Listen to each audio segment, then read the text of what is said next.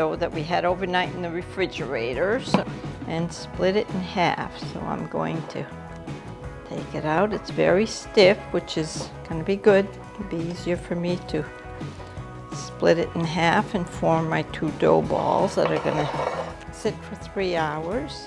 Doing a pH.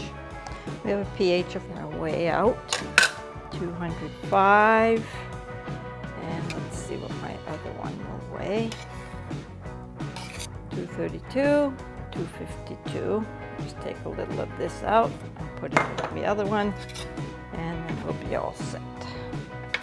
Now we're going to shape our pizza into a ball. We're just going to bring the corners over. I'm not going to press deep. Just bring them over. Bring them over. Form a ball. Roll it. And again, I have that on my counter here. So on the counter, the dough will sit on the counter in the ball for 3 hours. And we're going to sit here with a wet cloth.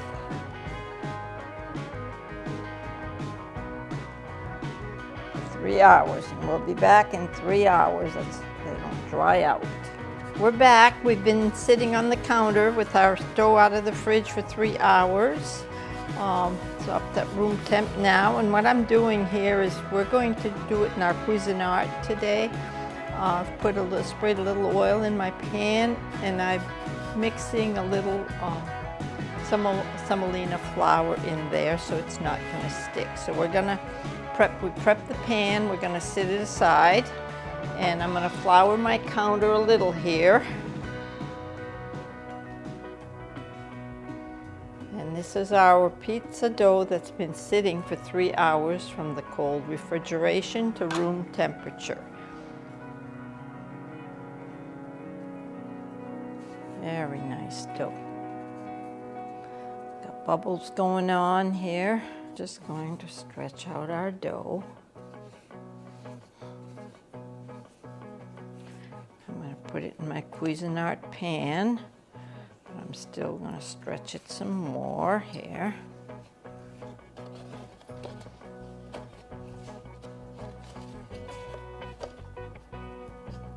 You have little holes, not a big deal. You just squeeze them together. I've got my Cuisinart on at 350.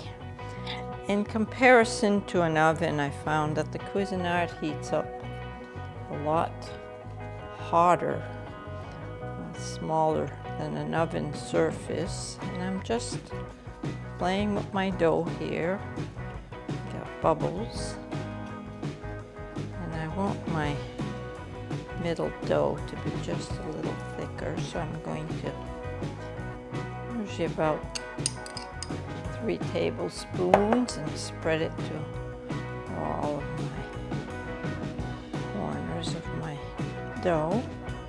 Basil tomato sauce. I'm spreading with the back of a spoon, putting a little Asiago cheese, and now we're going to put some onions. Oh, I smell them. Regular white onions. We're going to put some mushrooms. Put some tomatoes.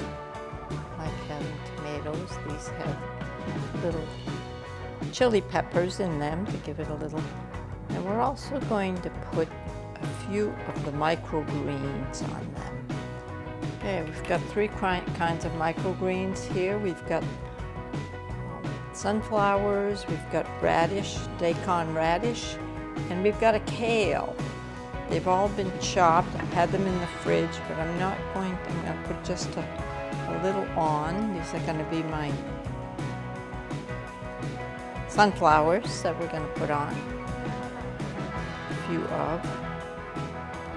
And I'll add a few on once it's baking a little so that, because they will wilt. We're going to add a little more cheese to the top now. This is some Parmesan cheese. And we're going to season it with a little salt. Microgreens do have a flavor in their own, but we like to enhance the flavor with a little salt. This is a Himalayan salt. And we're ready for our oven.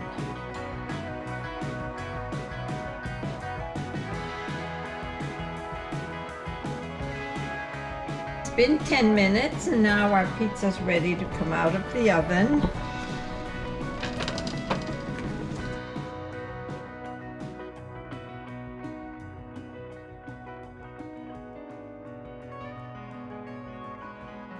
Our pizza just came out of the oven. I'm going to spray it with a little olive oil. And now we're going to cut it.